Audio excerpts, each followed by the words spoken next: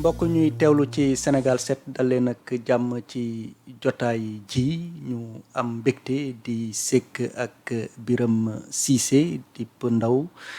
di yëngu ci wàllum politique di aussi ingénieur réseau plateforme et service bokk ci coalition bi ñuy wax coalition Diomaye président émission bi nag lu ñu prévoiroon émission débat mais nag beneen parti bi dafa préféré bañ a teew moo tax tey ñu des ak Serigne Birame Cissé je le rappelle di membre cabinet Aminata Touré sëñ Birame ñu ngi lay nuyu. bon maa lay fay Bissane maa lay fay di la jox sa wàccuwaay di nuyu waa kër gi ak ñu ma sa fekk ñu ma fekk fii yëpp di nuyu tamit sénégalais ñi ngi seetaan di nuyu tamit waa coalition Diomaye président jël nuyoo bi di ko teg si la sin superviseur général madame la présidente Aminata Touré. di jël nuyoo bi yëpp na di ko teg ci président de la république monsieur Bassirou Diomaye Diakhar Faye. yaakaar ne lépp lu ñuy wax fii rek dina nekk jëriñu askan bi jërëjëf. ok ñu nommé kon ki nga xam ne ni moom nga féetee ci wàllu politique muy Aminata Touré ngeen bokk di ànd. depuis yàgg na yaakaar na. ñu nommé ko def ko superviseur coalition Diomaye président. donc loolu jur coow mais bala ñoo dikk ci coow li foo leen toll ci liggéey bi fu mu toll nii ci biir Diomaye président. waaw Bissane tontu si sa laaj bi daf may neex parce que depuis le 10 passé voilà le président Bassirou Diomaye Diakhar Faye dafa génne benn bataaxal wax ne dafa jël coalition Diomaye président teg ko si loxo la présidente Aminata Touré. Bon c'est juste une continuité parce que la présidente Aminata Touré moo nekkoon su fekkee ne yéen a ngi koy fàttaliku jamonoy campagne électorale moo nekkoon superviseur général. Et jusqu'à présent aussi ndombal tànk boobu lañ ko takkal superviseur général de la coalition Diomaye président loolu na soo gisee Diomaye takkal ko ndomb boobu parce que jaar-jaaram dayoom mais à part jaar-jaar li gën a ëpp solo mooy la confiance que le président de la République Bassirou Diomaye Diakhar Faye bu mu am si la présidente Aminata Touré lu koy firndeel soo xoolee ba mu koy tabb superviseur général di tabb Aïda Mbodj comme à la tête de la coalition di jël Guirassy di ko def directeur de cabinet. Donc jamono yooyu yëpp parce que dafa defoon confiance la présidente Aminata Touré parce que pourquoi dafa defoon confiance la présidente Aminata Touré parce que ñoom ñaar bokk cheminer ci politique xam ko bu baax maîtriser ko bu baax ci politique mais dégg na dayoom dégg na jaar-jaaram ci côté au niveau international au niveau national dans le cadre administratif dans le cadre politique xam na fu mu jaar xam na dayoom xam na mooy kan mu jël ko teg ko ci wetam ne kii de war naa mën a pare ñu wóolu ko na jox ko confiance à 100%. constat boobu la réitéré te tamit ñu ngi si gërëm di ko si sant monsieur le président de la République monsieur Bassirou Diomaye Diakhar Faye léegi nag fi ñu toll si liggéey bi mooy moom dafa nañu sant nañu def ouverture parce que il a fait un sursaut national mais la coalition c'est pas une coalition boo xam ne nii on va se renfermer seulement les hommes politiques c'est une coalition boo xam ne c'est ouverte à toute personne boo xam ne sénégalais nga ñëw adhérer ci coalition bi joxe sa xam-xam joxe sa xalaat pour ñu mun a avancer les choses si loolu ba mu joxe ces directives là loolu moo tax tey la présidente am na commencé doxal fu mu ko commencé nag parce que coalition bi dafa mos a exister nekk une coalition bu bees dafa mos a exister donc su dara exister ñu jox la ñu nommé la ci bopp loolu donc la première des choses que nit ñi war a contacter waxtaan moom ñu nekk ci biir coalition bi ñu nekk ci biir coalition ne waxtaan neen ak ñoom am na ñu bëri nee neen ñoom pare neen toog ci coalition bi gunge ko moom la présidente Aminata Touré du ñàkk nag àdduna moo demee noonu dina am ñoo xam ne dañuy naan non ñun bokk une affaire yooyu mais l'essentiel la majeure partie ak 99% ñoom des neen ci coalition bi d'après def seen lettre d'engagement wax na ñoom ñi ci biir coalition bi ñu ngi ànd ak la présidente Aminata Touré gunge ci les directives du président de la République Bassirou Diomaye Diakhar Faye à part ça aussi elle est en train de travailler avec les maires les collectivités locales avec les présidents conseil départemental loolu tamit mu nekk pàcc bu am solo te instant mu leen di recevoir présentement que je parle là soo demee cabinet di nga fekk ñu recevoir les maires les présidents conseil départemental les présidents de mouvement et les présidents de partis politiques. ñu des ci coalition Diomaye président kon am na ñi nga xam ne ni ànduñoo ak Mimi Touré ci lu mu nekk di. bon évidemment xam nga unanimité amul si àdduna l'unanimité n'existe pas. parce que même yonent bi Rasulullah sallallahu alayhi wa sallam ba ko suñu borom yónnee ne ko demal nga doxal ma mission lépp li l'islam si ko suuf di ñëpp ko toppoon am na ñu ko topp am na ñu ko topputoon mais dafa xeex gëm ne mission la mu xeex ko ba atteindre objectif am ba léegi sax jamono gi nekk ñëpp ko topp voilà c'est la démocratie ku nekk am nga foo nekk ku nekk am nga loo gëm si loolu tamit je pense que ce que yonti mënut a am keneen mënu ko am si àdduna donc tey la présidente Aminata ne pas faire l'unanimité mais ce qui est important dans tout ça mooy moom 99% parce que man dama bokk si comité bi bokk si ñuy liggéey pour les adhésions bokk si ñoo xam ne nii ñoom ñooy par exemple yow soo ñëwee pour adhérer ñun dañ lay mettre à ta disposition benn lettre d'adhésion boo xam ne nii da ngay wane sa engagement que yow da ngay ñëw si loolu instant bi stabiliser bientôt vers 270 adhésions yoo xam ne nii ñu nekkoon si biir coalition bi la. voilà ce sont des non ñu ñëw fekk suñu. voilà ça su ma ne voilà des laa bëgg wax quoi ñu des c'est-à-dire ñu des togg ñun. dans la coalition ànd na ñun di liggéey continuer liggéey bi dans la coalition. moom laa lay wax on est presque à 270 personnes physiques yoo xam ne ni ñoom dañoo taxaw ne ñoom si coalition bi dañuy des pour continuer liggéey bi ñu tàmbali woon voilà. 270 léegi sànq. wax vers les 270 quoi. mu ngi continuer di recevoir ñan lay recevoir exactement. waaw mi ngi recevoir les maires. aussi les présidents de mouvement et les présidents de partis politiques. parce que pourquoi mu leen di recevoir c'est très important parce que président Bassirou Diomaye Diakhar Faye lu mu wax dafa leer ouverture pourquoi ñuy def ouverture parce que tey dëkk bi dafa am lu mu soxla on n'a plus besoin la politique politicienne on n'a plus besoin de faire des bruits politiques de wax affaire élection non jamono gi li ñu soxla mooy nan la ñuy war a def pour dëkk bi situation bi mu nekk nii la situation économique là comment faire pour relever ça loolu nag nekk xam-xam boo xam ne nii politiciens rek ñoo ko am. yow miy toog en tant que journaliste am nga si xalaat man miy toog en tant que politique en tant que aussi un ingénieur dans les réseaux télécom et informatique spécialisé sur les réseaux plateformes et services am naa si wareef keneen am na si wareef c'est pourquoi tey ñu ubbi ñëpp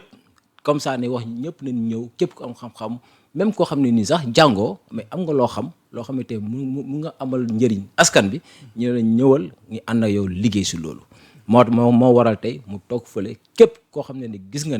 sa bos coalition da ngay ñëw mu recevoir la waxtaan ak yow wax la orientation du président nga bokk si coalition bi indi sa xalaat indi sa doole indi sa xam-xam indi sa lépp. maintenant au niveau des maires il faut que maires yi ñu xam si benn affaire parce que les maires c'est très très très très important xam l'histoire des communes dafa yàgg c'est juste après la deuxième c'est-à-dire juste après c'est en 1872. La première commune au Sénégal, c'était en 1872. Parce que c'était la commune de Saint-Louis. Après la commune de Saint-Louis, en 1880, on a la commune de Rufisque. Rufisque, 1880, c'est Rufisque, voilà. 1887, on a la commune de Dakar et de Gorée. Donc, birum commune dafa yàgg. Parce que la moo tax birum commune yàgg parce que le pouvoir public commune yi lay liggéeyal parce que commune ñoo gën a jege askan bi. dap tey ñu wéyee la décentralisation si diggante boobu ba 1972 on a créé les communautés rurales ça c'est par la loi 72-25 du 19 avril 1972 loolu yëpp lan la encore loolu yëpp pour que le pouvoir public gën a jege askan bi ñu ñëwaat ba 1996 mu nekk l'acte parce que 1972 c'est l'acte 1 ñu ñëwaat 1996 c'est l'acte 2 maintenant au niveau de 180 il y a la loi 96-06 du 22 mars 1996 et la loi 96-07 du 22 mars 1996. Maintenant, pourquoi ces deux lois-là? Parce que la première loi, c'était la régionalisation. Là, il fallait régionaliser, quoi. C'est-à-dire, maintenant, la deuxième loi, c'est une loi qui est accompagnée avec des compétences décentralisées. C'est la loi 96-07 du 22 mars 1996. Maintenant, les compétences décentralisées, l'État doit faire des pouvoirs. 9 compétences éducation santé loisir lépp si la bokk mu jël ko jox ko les maires donc nit ku mel noonu nit ku am dayu boobu ko da nga ko war a oo état da ko war a oo du waxtaan moom jege ko ñu mun a xam lan mooy xew à la base. c'est pourquoi tamit président Aminata Touré sous les directives du président Bassirou Diomaye Diakhar Faye ne ko dama bëgg nga liggéey at maires yi ool maires yi ñu ñëw toog ñu wax la lan mooy seen problème au niveau de la base parce que si ñu recruter loolu yëpp tous ces problèmes là. ak les orientations qu'on est en train de faire ak tey les partis politiques et les partis de les présidents de mouvement et le Sénégal là-dedans ku nekk indi sa xalaat su baa suñ ko boolantee dinañ mun a redresser dëkk bi loolu moo tax boobu léegi muy recevoir tous ces dignitaires là pour waxtaan ak ñoom wax leen fan leen jëmee dëkk bi loolu moo ko waral. recevoir ay maires lenn la mais ñu adhéré aussi leneen la ñaata ñoo adhéré ci ay maires. En ce moment on est à 270 maires. mais on sera à 300 maires parce que les 260 sont les maires qui ont été reçus par la présidente Aminata Touré. Mais nous continuons de recevoir. Et Inch'Allah, on va y aller à 300 maires. Le mon objectif, les 5 années après, nous sommes dehors. Les derniers maire bu ñëwaat ñëwaatal ñu ànd yow liggéey ak yow. Président conseil départemental yi ak ñeneen ñi dégg naa fi Serigne Gueye Diop donc adhéré na wala adhéré wul moom. Non adhéré na Serigne Gueye Diop adhéré na mu ngi bi coalition Diomaye président mais juste il appelle à l'unité. te unité boobu ñun ñëpp moom la ñuy oote. parce que comme ni ma la ko waxee léegi jamono gi tollin jamono xuloo xaajaloo wala di werante parce que Sénégal yi xaatuñu si loolu. Sénégal li ñuy xaar mooy liggéey. donc nag l'unité c'est tout. donc tey première des choses parce que loolu Diomaye Faye wax. à l'unité la paix. yaa ngi dégg donc tey dëkk boo xam ne amul paix amul unité amul dara dëkk bu xaajaloo dëkk boobu mënut a prospérer. dëkk boobu problème rek moo fay am te dëkk bu problème am ñëpp xam ne ne les bailleurs tout ça ils vont pas venir investir dans ce pays là. donc tey la première des choses le slogan numéro 1 c'est la paix et la stabilité. donc si paix et stabilité boobu il faut ñu am unité donc unité boobu Serigne Gueye Diop du oote moom la supérieur général la présidente Aminata Touré du oote moom le président Bassirou Diomaye Faye du oote et tous les membres de la coalition Diomaye président moom la ñuy oote. je pense que Sénégal yi su boobaa lambda moom lay oote donc ñun ñëpp ñoo bokk benn gis-gis bi ànd si pour liggéey Sénégal. yan ministre yan directeurs généraux à part Serigne Gueye Diop. non pour l'instant bon puisque les ministres sont aussi des représentants étatiques. je pense que lu ma la wax rek on n'est pas en train de faire la politique c'est un appel je pense que les ministres sont déjà dedans. parce que l'appel qu'on est en train de faire là c'est un appel boo xam ne ça concerne tout le monde nan lañu war a jubbante dëkk bi doxal ko. et je pense que les premiers leviers c'est le gouvernement du Sénégal et en ce moment ils sont en train de travailler sur ça donc pour moi logiquement ils sont dedans logiquement pour moi parce que si président Bassirou Diomaye Diakhar Faye du oote à ce que nañ ñëw jàpp si liggéey bi même du oo le Sénégal lambda et le ministre qui est dans l'État je pense que c'est la première personne quoi donc pour man ils sont déjà dedans on est en train de travailler sur ça parce que bindaguñu lettre d'engagement yi nga xam ne nii. waaw d'accord mais il y avait des ministres aussi yoo xam ne nii bon presque tous les ministres qui étaient là-bas ils font partie de la coalition Diomaye président pour man ñu ngi Diomaye président parce que coalition Diomaye président ministres yi ñu fal yëpp fa leen bokkoon soit ñii Pastef leen nekk ñii initier mouvement ñii am allié am kii initier mouvement pour adhérer soit ñii initier parti politique pour adhérer par exemple le cas de Abdourahmane Diouf parti politique ini adhéré ministre la donc ñoom ils sont déjà dans la coalition parce que la coalition en réalité il y a pas une nouvelle coalition c'est toujours la même coalition donc ils sont dedans. voilà jusqu'à ce que ñu toog ba benn ministre ne man bokkatuma si mais pour l'instant déggaguma bu ñuy dégg bu tudd APT aussi. waaw mais cette coalition là c'est une nouvelle coalition et cette coalition là c'est une coalition qui existait depuis au départ parce que la coalition qu'on avait c'est la coalition Diomaye président ñoom moom leen demee élection présidentielle à la base de cette coalition là moom leen xeexee des moments forts comme quoi le report des élections comme quoi la troisième candidature du président donc ces moments forts là coalition bi ñoo ànd xeex si su ma nee coalition mooy parti politique yëpp ko yoo xam ne ñoo fa bokkoon di ko liggéey donc coalition boobu sur la base de cette coalition là moo tax bi ñu teg le premier gouvernement du Sénégal dañoo jël xool si coalition bi les compétences yi am ñu jël leen fal leen et c'était pas seulement dans le parti Pastef c'était aussi des présidents de partis politiques des gens qui sont dans des mouvements ainsi de suite par exemple la présidente Aminata Touré qui est le haut représentant du président de la République du Sénégal elle a adhéré dans la coalition avec son mouvement Mimi 2024 et aujourd'hui elle est au représentant donc en tant que superviseur général et qui est dans la coalition c'est pourquoi j'ai dit d'office dans la logique eux ils sont dans la coalition maintenant jusqu'à ce que ñoom kenn ne man bokkatuma mais soo bokkatuma yaay génn coalition mais coalition existe na pare ñëpp tous les ministres qui sont là sont dans la coalition pour man dans la logique. mais dafa am benn phénomène bi nga xam ne nii ci politique Sénégal dañ ko yàgg joxoñ dañ ko yàgg dénoncer muy la transhumance est-ce que yéen nekkoo leen actuellement di def la promotion de la transhumance actuellement parce que nit ñi bu ñu fàkkee lu leen teewoon a ñëw ak pourquoi tey ñu décider ñëw. non pour man président est-ce que du benn transhumance bi nga xam ne nii dañ ko bëgg a masquer rek aussi. non pour man transhumance le mot transhumance c'est un mot boo xam ne on l'utilise ça pour les animaux. voilà qui transhument d'un pays ou bien d'un lieu à un autre lieu. mais en réalité man je vois pas de transhumance moi personnellement parce que bon si c'est le cas donc ñun tam dañoo transhumé quoi mais man je vois pas ça man la laa gis non mënuñu jàpp ne waa Mimi dañoo transhumé. parce que avant Diomaye di falu ñu ngi fa woon. mais ñi nga xam ne nii peut-être ñu ngi woon APR wala feneen. ñu ne Mimi mooy superviseur léegi ñu ñëw di wàll si ñooñu est-ce que mën ñu leen jàppee. mais xam nga àdduna ku nekk sa vision la jamono gu nekk ku ne da nga am li ngay gis mais un nit mun ne retrouver waat si beneen vision te pourtant ñu nekkoon ñoo xam ne nekkoon ak coalition Diomaye président ba ñuy xeex. Il y avait des gens qui étaient pas là-bas, il y a des gens valeureux qui nekkoon de l'autre côté des gens yoo xam ne tey éthique déontologie mu ngi si ñoom lépp mu ngi si ñoom nit ki nag du ma taxaw ne kii man mi nekkee côté bi maa ko ëpp éthique déontologie man parce que man maa xeex moom xeexutoon non man je pense que képp koo xam ne nii am nga xam-xam képp koo xam ne nii yow nit koo xam ne nii yow amul dañu lay reprocher aussi ça c'est important amul dañu lay reprocher amul dara loo xam ne ni tey sénégalais ñu la koy xoolee loo xam ne nii parce que aussi tout ce qu'on fait c'est pour les sénégalais c'est pas pour nous. Ce que le président Bassirou Diomaye Faye di def c'est pour les Sénégalais c'est pas pour lui man li may def c'est pour les Sénégalais le superviseur général le président am na c'est pour les Sénégalais même Ousmane Sonko li muy def c'est pour les Sénégalais donc je pense que tey képp ki nga gis koo xam ne c'est un Sénégalais tey jii wax dëgg seen ne yàlla gis nañ ne su ñuy apporter benn poids si li ñuy def dañ koy oo mu ñëw léegi oo ko mu ñëw ne ça pas du transhumé parce que dafa ñëw nous sommes des alliés nous sommes tous des alliés tey peut-être mun nga wax ne man maa nekkoon Mimi 2024 ma dem dugg biir Pastef peut-être man dama transhumé wala ma nekkoon Mimi 2024 dem dugg biir Awalé peut-être dama transhumé mais là on est benn coalition boo xam ne dañoo ne coalition bi dañ koy teg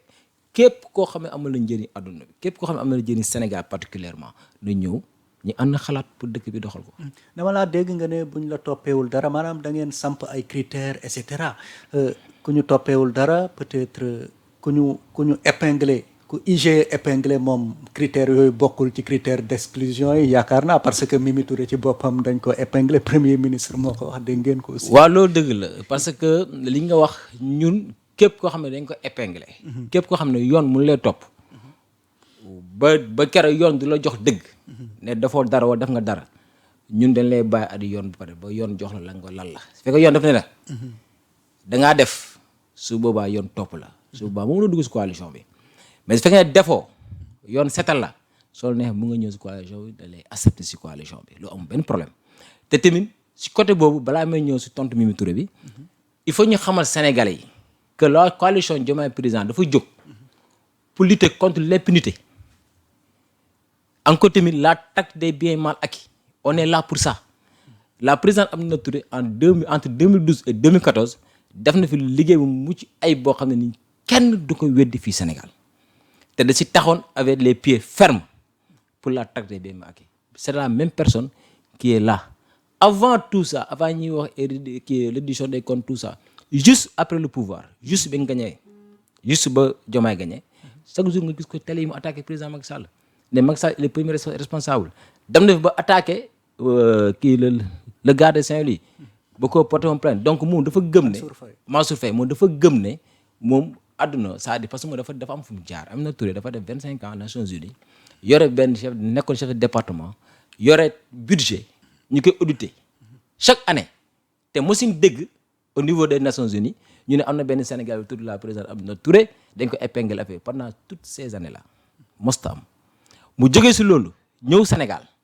ba mu ñëwee Sénégal ñu jox ko ministère de la justice mu liggéey ko te mosuñ ko fa wax ne ko épinglé te pourtant saytu nañ ko fa mu ñëw primature mu liggéey ko ba pare saytu nañ ko fa gisuñ fa dara ji koy épinglé kon bu yàgg na yore budget si Sénégal te mosuñ ko épinglé benn yoon mu ñëw au conseil c'est-à-dire en 2018 mu nekk président du conseil économique social environnemental foofu la nga may apporter coow bi ñuy wax nii mais je pense que coow bi ñoom ñi ko yëkkati amoon na jamono yoo xam ne parce que ñu ko wax ma la koy wax léegi ne la présidente Aminata Touré a été nommée comme superviseur général jaw mi ngi koy nommé superviseur général xanaa ñoom xamuñ ko woon xanaa xamuñ woon ne président Aminata Touré loxoom setut toog neen fi le président Bassirou Diomaye Faye qui est toujours sur sa constance parce que moom ba taxaw ba tey déggoo fenn fu mu taxee ne président Aminata Touré dañ ko épinglé moom il l'a pas fait parce que xam na luy dëgg bi moom non xaaral moom xam na luy dëgg bi moom taxaw na si devant les Sénégalais wax président Aminata Touré wax jaar-jaaram wax loxo mu set wax léppam ne nit ku wóolu la nit ku set loxo la nit ku xam état la nit ku mun a liggéey la nit ku gëm Sénégal la loolu Diomaye seedal na ko président am na te ñu koy remercier. Diomaye nag non du xaaral ma ñëw àttekat. non xaaral ma ñëw non dama lay wax xaaral ma ñëw de dama ne avant muy nekk au pouvoir laa wax Diomaye. Sonko pareil El May l'actuel président de l'Assemblée nationale def na fi émission mu ne moom si président Aminata Touré si loxoom set ton du ñëw ànd ak ñoom donc koo tamit blanchir na ko devant tout le monde. parce que ñoom aussi non attends xaaral ma ñëw non dama ne avant non dinaa ñëw après le pouvoir dama lay wax avant ne la après. c'est-à-dire parce que dégguma nga non wax xaaral juge bi blanchir non j'arrive maa ñëw avant ab dinaa ñëw dans ce débat. léegi avant dama la wax ñoom seen attitude avant d'abord quoi. kon ñoom ñëpp gëmoon nañ président Aminata Touré dafa seetoon loxo ñoom gëmoon nañ ko moo tax ñu def ko superviseur général moo tax ñu ànd moom campagne moo tax ñu def ko au devant de la scène moo tax benn falo ñu def ko au représentant du président de la république. léegi nag toog nañ ba jamono yi ñu ñëw indi ñu dossier bi mais dossier bi ñuy soulever nii mais ça ne date pas d'aujourd'hui ça date depuis ñoom jamono yooyu ñuy wax loolu nekkoon na ñoo koy soog a soulever Macky Sall moo ko fi njëkk a soulever te jamono yooyu ñun fi woon te jamono bu ko Macky Sall di soulever ñoom ñoo doon défendre loolu amul benn léegi ñoom ñoo fi nekk rapport man gisuma ko yow gisoo ko kenn gisul rapport. boo ko Macky Sall non attends non classifié non attends classifié waaw attendez waaw d'accord classifié ou pas classifié de toute façon pour l'instant man damay débattre si niveau moo toll. niveau moo toll mooy boo ko Macky Sall tudd je pense que personne bu gën a amoon yitte pour téye rapport si loxoom pour mun ko épingler wala ñu jël ko sonal ko c'était le président de la République Macky Sall. Pourquoi? Parce que l'opposant le plus farouche entre 2022 et 2024 c'était la présidente Aminata Touré devant le président Macky Sall. Parce que dafa xam Macky Sall di ko attaquer matin midi soir Macky Sall xam ne Mimi Touré mu ngi koy laal mu ngi koy xaw a rey mu def na tout pour xool ban dossier la ko mën a jël teg ko si ndoddam tëj ko ba si IGE bii may wax nii amut def na lépp amut léegi nag man damay ñëw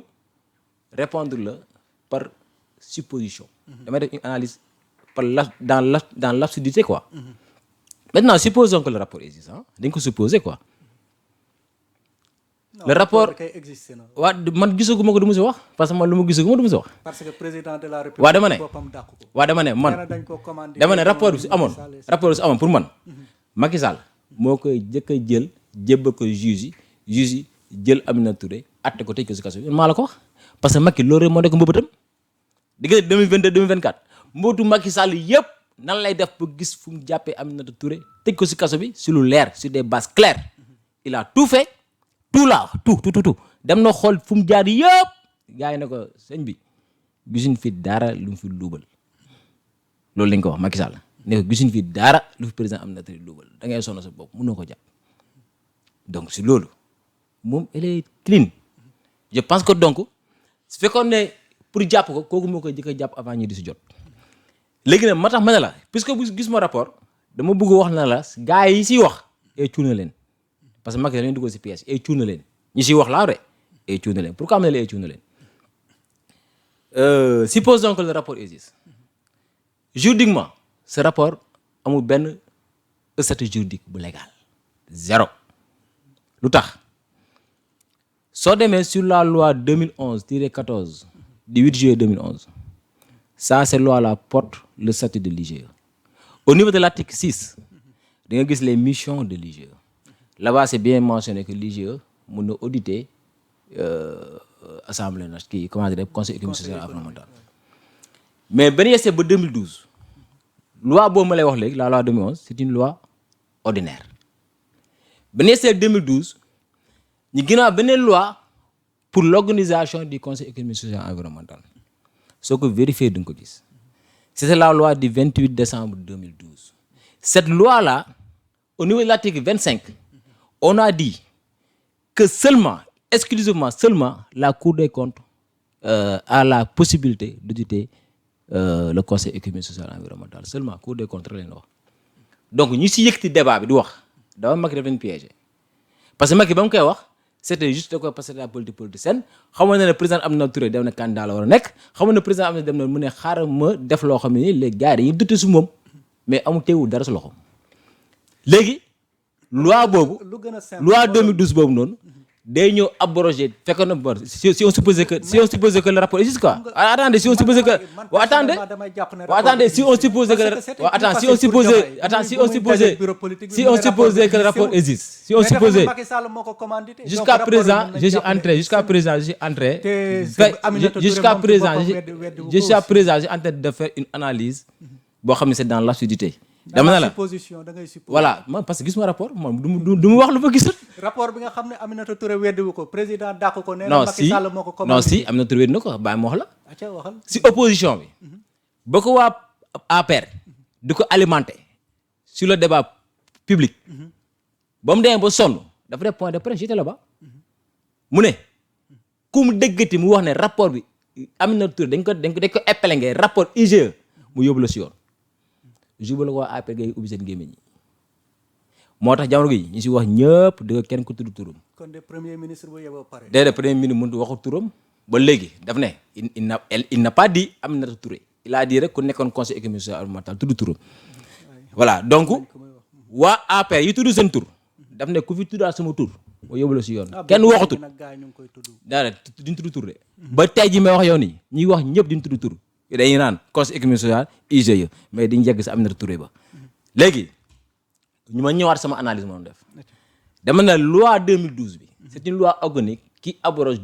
tacitement d'office la loi ordinaire de 2011 donc foofu rek l'IGE n'a plus la capacité dem di saytu conseil économique social environnemental donc ñu siy wax ku mel ni ñoom Fallou Keita dañoo jàngul seen jàng soriwut dafa nekk affaire de kër sa jàngam soriwut loolu mooy problème bi jàngam soriwut nit sa jàng bu soriwul nag mënoo agsi fu mu agsi mais pour yëpp fan fa ba tey nit ñaa jiixi jaaxa sax niveau nga ne di ñaa ngi koy jiixi jaaxa xaw ma nat mais ni ñu koy jiixi jaaxa jàngam soriwut donc tey dama koy wedd na dem ëllëg na dem gëdi yàlla yontu bi balaa muy attaquer sur des lois ou des règlements qui concernent si institutions yi na dem gëstu su gëstoo da pare xam institution parce que d'abord bu gën a garaaw sax bu gën a def faute bu gën a garaaw IGE c'est un service de la présidence c'est une institution l'Assemblée nationale c'est une institution le conseil épiscopal c'est une institution et j'en passe donc moom dafa war dem di gëstu na dem jàngi loolu laa koy waxal te tamit soxla nañ ko feneen fu dul fii xam fa lañ ko soxla sur la situation économique de notre pays xam nga Fallou Keita dafa yor benn boîte boo xam ne nii boîte boo xam ne xamul moom lan mooy la mission de la CDC waaw mais xamu ko samta xamu ko parce que yàgg fa taxaw nga xam mission yi parce que CDC dañ ko tëggee si CDC bu nekkoon Maroc au CDC dafa am ay mécanisme yoo xam ne nii tey soo xoolee suñu xaalis Sénégal yëpp mu ngi foofu yow tey soo ubbi benn entreprise tout ça foofu ngay dem verser sa xaalis man ñi tey su ma amoon sama pole ak sama bailleur bu ma fa laajee yu dem verser sama xaalis donc xaalis Sénégal yëpp mun fa si xaalis boobu nag dafa tëdd des fois il y a des mécanismes qu'on utilise yoo xam ne nii dans ces contextes là par exemple tey suñu secteur privé bi les PME qui sont là nga xam ne ñu ngi souffrir sur la situation économique moo daf leen war a accompagner il y a des mécanismes pour pouvoir les accompagner ces PME et les PME les financer je pense que loolu rek Fallou Keita loolu rek doon na liggéey fukki yoon ak juróom-ñaar bàyyil wax ji dama liggéey yi loolu dafa leer waxu IGE moom ni nga jël teg ko de côté donc moom la présidente Aminata Touré est apte de diriger la coalition Diomaye président parce que loxoom dafa set ñun nag soo gisee ñu oote mais neen oo ñëpp képp xam ne sa loxo set na ñëwal ñu liggéey. léegi yéen a ngi woote yéen a ngi massifier yéen a ngi recevoir ay maire yéen a ngi recevoir adhésion yi mu ngi multiplier wu. bu baax parce que c'est normal parce que sénégalais ñoo am kii instant bi le sang chaud pour ñëw booster la chose ça c'est clair. lan mooy seen objectif à la fin. à la fin de réussir parce que on a un seul objectif li ñu diggoon sénégalais yi ñu réussir ko parce que tey sénégalais yi dañ leen waxoon ne suñ jëlee nguur gi ñu leen fexe ñu nekk dund bi dina neex lépp dina yomb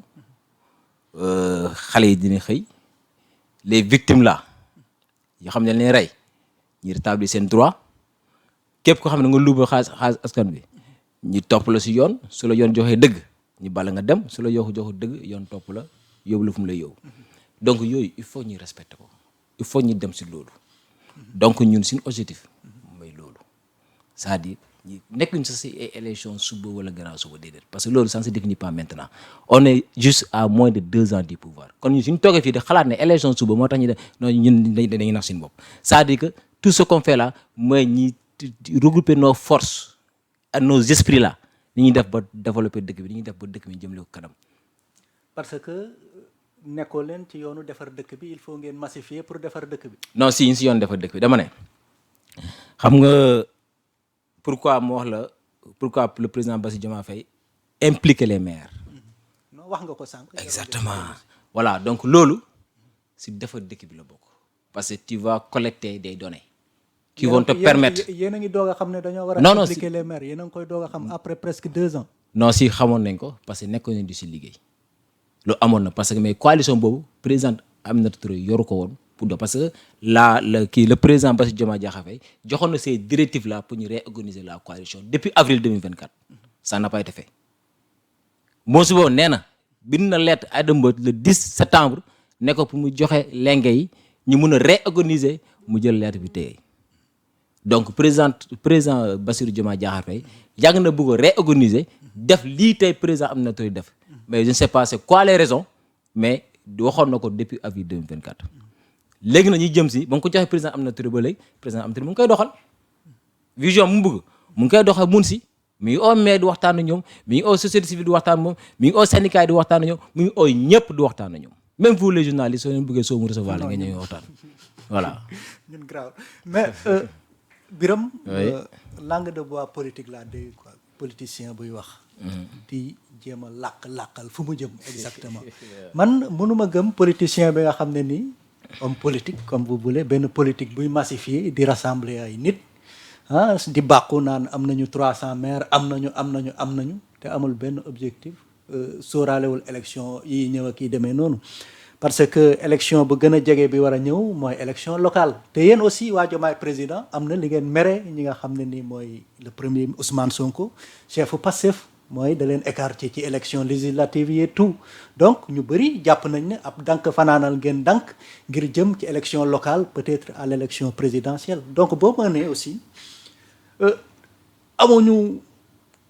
gis-gis ci élection yi ñëw kii demee noonu man difficilement laa koy gëm aussi. bon je vais te raconter une chose yi nga xam ne ñun amuñu si benn mer damay remonter un peu pour wax la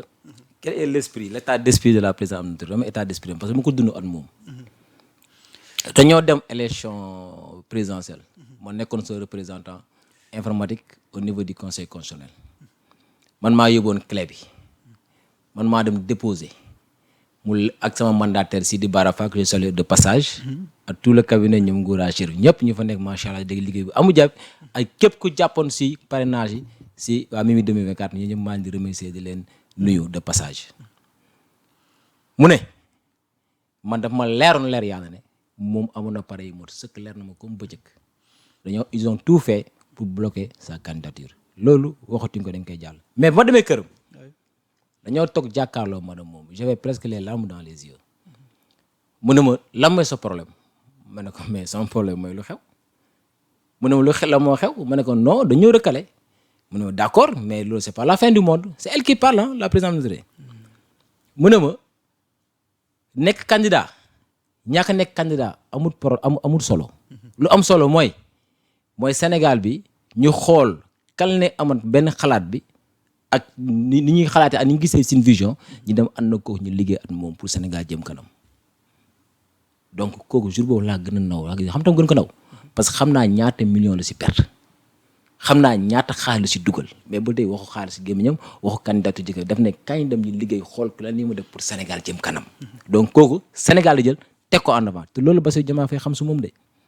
parce que yi waxtaan na moom loolu da nga koy xam su moom ñu ñëw si loolu ñu dem élection législative bii nga wax 2024. waaw ñu écarté leen ci. non écarté ñu parce que on nous a demandé de venir dans la liste de Pastef. ne Pastef coalition la dañ ñëw si liste Pastef mais ñu on a des principes aussi. loolu kay mooy écarté. non ñu on a des principes non je veux pas parce que mënuñoo écarter pourquoi mënuñoo écarter parce que l'objectif c'était pas Pastef l'objectif c'était le Sénégal. objectif bi c'était le Sénégal parce que soo jàppalee nit si coalition bi jàppale nit ba mu fallu président. te jàppaloo ko mu am majorité à l'Assemblée nationale te daa mel ni yow jàppaloo ko mu ñëwaat foofu war ne moom lu ko ñor mooy Sénégal ba loolu amee daf ñoo owal ñun ñëpp ndawam yëpp mën nañu être député ou pas c'est pas l'essentiel ñun amul kenn ku dugg si liste bi Mimi 2024 mën nañu être député ou pas c'est pas l'essentiel ce qui est essentiel dañoo jàppale président Bassirou Diomaye Faye bu mu am ndam dañ ko jàppale mu am majorité. Elle a donné les directives ñu investir sur le terrain ñun ñëpp dem xeex voter la coalition te pourtant on n'est pas dans la liste loo xam la ñu wane loolu day wane ne ñun li ñuy tax a jóg mooy Sénégal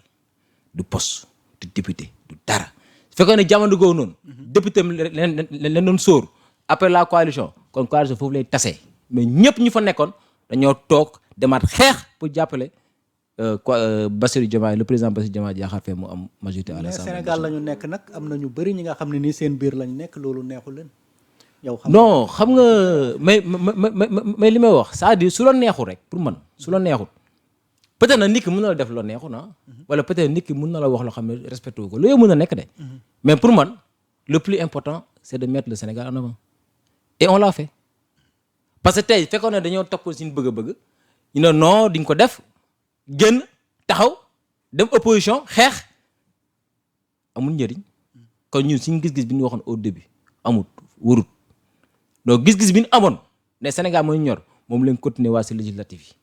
te moom lañ continuer nii si coalition Diomaye président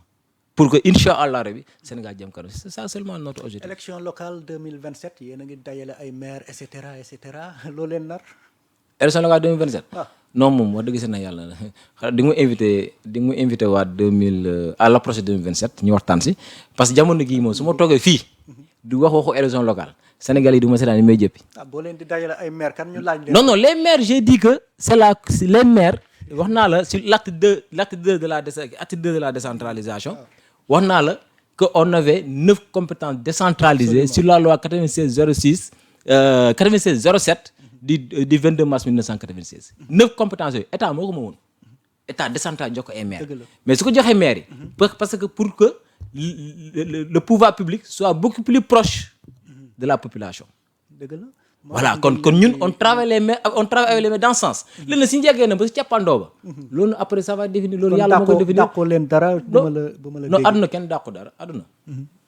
dàqoo leen dara 2027. même demee sax xaw ma luy ñëw moo tax du ma dàq dara ma demee est-ce que na ma fekk fii xaw ma est-ce que na ma fekk fii xaw ma lan laa war a doon xaw ma est-ce que dinaa war jóg bay dox xaw ma kon dàquñ dara c'est-à-dire loo dàq xoola nit moom la président nit moom loo jommalut nit loo jomal sa bopp rek parce que xam ne yàlla existe xam ne yàlla am na président nee na ca bureau politique ba muy daje ak ñoom xamul ndax 2029 dina ko fekk. mais dëgg la wax di. waaw même posture nga taxawee. non attends non président su taxawee na leen xala président taxawee na leen waaw ok c'est bon léegi dinaa def lii ali balaa 2022 yàlla jël ko léegi après la fi coow moo fi am coore moo fi am non kenn ñaanu ko yàlla na ko yàlla muy fan di gudd parce que gis naa ne am na mëbët pour liggéey Sénégal. kon président Bassirou Diomaye Diakhar Faye dañ ko ñaanal yàlla sénégalais ñaanal lañ ko yàlla mais ñaanal ko kattan jeune la xale la mais am na expérience jeune la xale la mais am na objectif jeune la xale la mais bëgg na yóbbu Sénégal fu sori donc ñun ñoo ko mën a jàppale mu yóbbu Sénégal fu sori ak le superviseur général. ci gàttal dàqoo leen dara 2027 dàqoo leen dara 2029 léegi. non dama ne non attends xaaral ma répété ko. man wax ma ko élection de li ñëw si kanam man Birame Cissé du ma dàq dara xam tax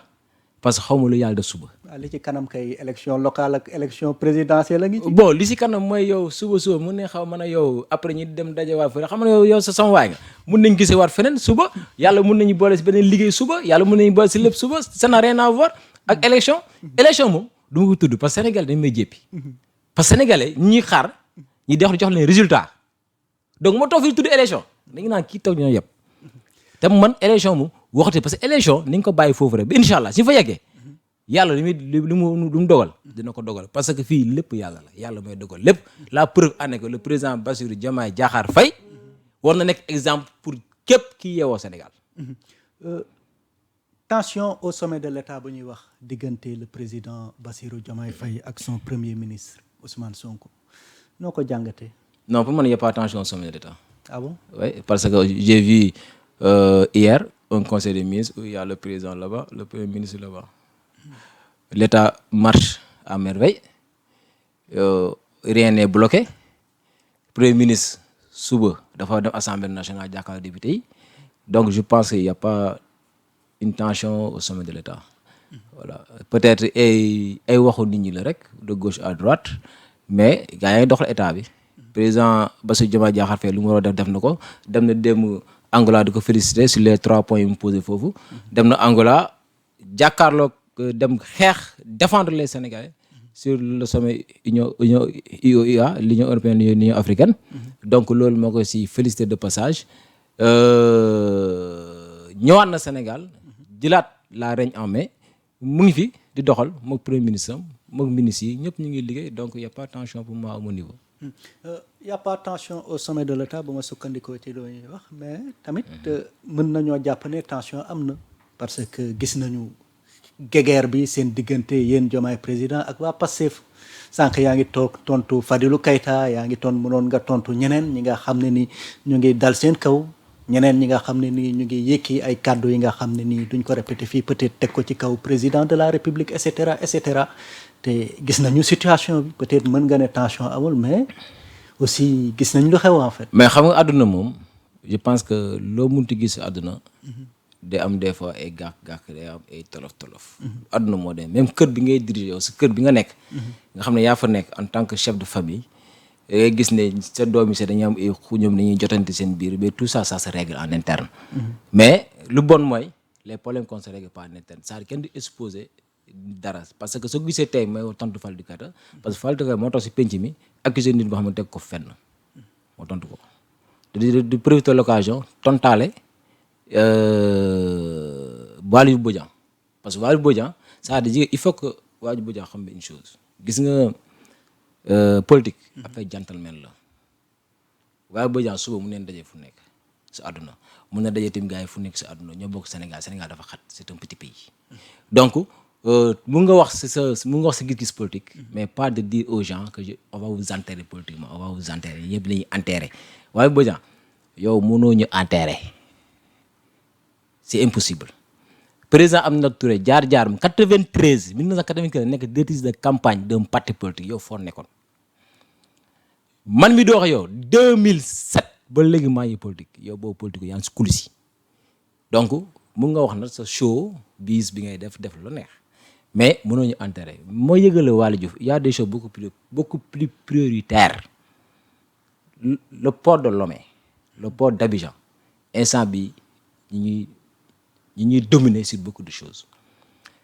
demal nga occupé gu si loolu. Il y a le nouveau port de Dakhla di Maroc, tey ñooñu dem neen ba signer des accords avec les ministres des affaires étrangères des 3 pays de l'AES pour que loolu su paree seen port. Donc les gens sont en train de faire des concurrences au niveau des ports là. Je pense que loolu doon na liggéey Waly Diouf Bodian. Waly Bodian sa mission rek soo ko doon def suba ngoon guddee bëccëg bii laaj kenn ko gis sur réseaux sociaux yi, peut-être say booy la ñu gis réseaux sociaux yi. réseaux sociaux yi gër yàlla bàyyi ko, parce que le président Bassirou Diomaye Diakhar Faye avec son premier ministre Ousmane Sonko soxneel la pour problème port nga régler ko. Aussi il y a la compétitivité au niveau des ports, demal tamit nga régler loolu. Je pense que c'est beaucoup plus important que chaque jour nga génn di attaquer nit ñi naturellement comme ça. Mais ñun na ñu ngi fi soo ñu attaqué rek ñu attaqué la, c'est-à-dire mais yàqu dara si mbir bi nag mu nga continuer si loo neex, mais c'est juste un conseil que je vous donne. dégg nga lu ñuy wax ci Aminata Touré. comme lan. mooy dox ci tànku xaajale Diomaye ak ku ñu jàppee comme frère am. loolu diis na de ci conscience. séparé ñaar nga xam ne ni yàgg nañu cheminer depuis impôts et domaines ba jël réew et cetera, loolu diis na ci conscience. da ngay dem laaj Sonko quand même Mimi Touré ñoom ñaar ay xarit leen. kan ak kan. Sonko ak amoon na jamono yoo xam ne xaw ma léegi nag, mais amoon na jamono yoo xam ne dañ doon diggante tous les jours. Sonko ak Aminata. waaw benn nekkee si opposition bi moom ba affaire yi jaxasoo trop président Aminata Touré ñoo taxaw loolu diggante moom tous les jours da jox na ko orientation yu bëri. tey report des élections bi su amut la présidente Aminata Touré def na si liggéey bu bëree bëri bu mag a mag avec la coalition Diomaye président tax neen report amul tey kon dem nañ si liggéey bu rëy donc tey je pense que kooku nekk waay ak Sonko nekk waay ak Diomaye ak tamit Sonko Diomaye nekk am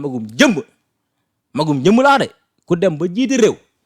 nit mën na ñëw digg si di nan loolu amut Diomaye nekk ku gore Diomaye nekk parce que tey le premier ministre le plus puissant man dans l'histoire de ce pays là pour man Ousmane Sonko laa tuddee parce que te am na beaucoup de privilèges que Ousmane Sonko fait mais président Aminata Touré mosu ko def ba mu nekkee premier ministre ak premier ministre Sénégal mosuñu ko def donc Diomaye ko gore la parce que jox na ay pouvoir yu bëri le premier ministre te tey loolu président Aminata Touré da koy gën a renforcer. est-ce que delloowul renvoyer l'ascenseur te président Aminata Touré non si daf ko renvoyer l'ascenseur moom laa bisee moo tax ma ne ko gore la soo gisee ma ne gore li tax mu gore c'est-à-dire pour montrer aux gens c'est-à-dire soo gisee ma wax loolu yëpp c'est pour montrer aux gens y a pas de problème ici ñoom ku nekk yaa ngi xool sa morom la nga def sama mu rafet ñu koy def Sonko lu mu woon def si diggante Diomaye def na ko Diomaye woon toogee au pouvoir lépp lu rafet si diggante mu ak Sonko mu ngi koy def te di si jóg président Aminata Touré tamit lépp lu rafet loo xam ne tey si gouvernement pour mu dox mu ngi koy def parce que il faut gars yi rappeler wu que président Aminata Touré elle travaille exclusivement pour le président de la République Bassirou Diomaye Diakhar Faye exclusivement parce que c'est le haut représentant du président elle n'est pas dans le gouvernement du Sénégal elle est le haut représentant du président donc elle travaille exclusivement pour le président Bassirou Diomaye Diakhar Faye ça veut pas dire que dafay xaajale non loolu liggéey la administratif moom la ko sekk moom la koy liggéey jaana waxtu bi xoj nañu ñu jeexaleek koom gi parce que koom gi sooxe na lool seen nguur gi def na fi presque 2 ans mais sénégalais yi nag loo ci mënti wax sonn nañu sonn nañ trop chômage baa ngi fii xale yaa ngi mbëkk géej gi entreprise yaa ngi tëj et cetera nguur gi neexagul de sëñ Ba. waaw loolu moom ku toog fi di ko weddi sa naa neex na moom da ngay wax lu neex waaw parce que biir yi moom neexagul aussi c'est normal parce que su ma defee un peu ñëw un peu si historique bi puisque temps bi xoj nañu ma xaw ko résumé le président Macky Sall bi muy ñëw 35% de la dette 35% du PIB la fa bàyyi la dette 35% du PIB ñun ba ñuy jël on était à 111 ou 100 et 130% du PIB donc on n'a pas bor bi waaw la dette donc on n'a pas une marge de manœuvre zéro marge de manœuvre donc tey levée de fonds yooyu ñëw nekk am ay problème sur les levées de fonds yaa ngi dégg yàlla def tamit les dons qu'on recevait dons yi dafa diminuer on est à 18% soo demee si rapport trimestre 3 bi on est à 18% de l'objectif biñ teg si pour l'année 2025 donc c'est à 54 milliards yaa ngi dégg le service de la dette aussi daf ñu xoj parce que tey suñu dépense yi dafa rehausser par exemple la subvention au niveau de l'énergie tey soo xoolee dafa doubler dañoo jógee 211 à 400 et quelques milliards donc presque dafa doubler soo ñëwee sur la masse salariale les fonctionnaires ont augmenté on est à plus de 189 000 agents de l'État donc foofu tamit daf ñuy xoj soo ñëwee le service de la dette boobu tamit moom moo dégg en ce moment on est à 705,7 milliards yoo xam ne dañ koy fay sur le service de la dette donc tout ça avec les dépenses là aussi on a une recette boo xam ne je vais féliciter aussi suñu services fiscaux yi ak suñu services douaniers yi xam ne atteindre na des recettes à 3251 milliards boo xam ne tey ñoom kii nañ ko comment dire collecté nañ ko si trimestre 3 bi si les 1 2 à 3 bi quoi donc loolu yëpp dañ féliciter mais si loolu bon on n'a pas les marges de manœuvre léegi su boobaa les gars yi dañuy fay les services de la dette parce que loolu c'est obligatoire di yenn dépenses tout ça c'est pourquoi am une marge de manœuvre pour les investissements tout ça mais ñu siy liggéey ñu siy travailler parce que il y a des fonds yoo xam ne woon ne ko mën a dem jëli ak tamit bon il y a aussi par exemple tey il y a des fonds bon comme yenn de bon jarul muy cité non mais bon xam naa ne rebasing bi sax da tax rebasing bi important rebasing bi lu tax mu important parce que rebasing dañoo réévaluer le PIB de 17 milliards et quelques c'est-à-dire le PIB sur la base de calcul en 2014 a été réévalué sur une autre base de calcul ba tey en ce moment nii on a réévalué ça à 13,5% du PIB c'est-à-dire en 2000 on avait 15 milliards et quelques 2014 maintenant on est à 17 000 milliards et quelques maintenant soo may tuuti naa la wax la moo tax parce que foofu gars yi dañoo dem def une enquête encore une enquête sur le secteur informel parce que ñun soo xoolee ñun suñ secteur informel presque moo yor économie bi donc gars yi ñoo dem xoolaat secteur informel bi defee enquête réévaluer waat d'après ñëwaat sur les ménages la consommation des ménages mais aussi ñëw si li ñuy wax le taux d'endettement maintenant ce taux d'endettement là dañ ko jëlee passé ko de 90,8% à 80% du PIB d'après encore ñu jël la pression fiscale jëlee ko de 15,9% à 18% auparavant donc tout ça ce sont des ratios macroéconomiques te am na yeneen ratios macroéconomiques yoo xam ne dañ ko impliqué la moo tax ñu réévaluer le PIB mais loolu tax moo importance parce que soo gisee si note yi dañ ko wàccee yaa ngi dégg day loolu tey day tax si note yi ñu mun nañ ko yéegalaat parce que il y a ce qu'on a avec parce que PIB c'est quoi agrégat économique la quoi et indicateurs yoo xam ne la ça permet que tey les investisseurs suñu ko gisee ne dëkk bi de mi ngi dox normalement les suba day tax mun ne rehausser si note parce que c'est par rapport à ces agrégats économiques bon am na des analyses quantitatives et des analyses qualitatives les analyses quantitatives c'est la bonne gouvernance am nañ ko la paix am nañ ko l'instabilité am nañ ko maintenant suñ réussir suñ PIB loolu mun a tax les suba ñu gis si note gars yi yëgalaat ko te suñ gën a yëgalaat note bi day tax FMI les investisseurs dañ gën a am confiance FMI mun na ñëw parce que instant bi ñu ngi waxtaan ak moom xool na la ñuy def amaat beneen programme yaa dégg ànd see moom liggéey see moom doxal Sénégal. loolu beneen débat la. donc kàddu gu mujj gi. waaw bon maa lay gërëm di la sant parce que wax dëgg na yàlla bon namoon naa la ça fait longtemps on s'est pas vu voilà di gërëm waa kër gi voilà Sénégal 7 di gërëm aussi ñi ngi seetaan aussi di gërëm la présidente Aminata Touré le supérieur général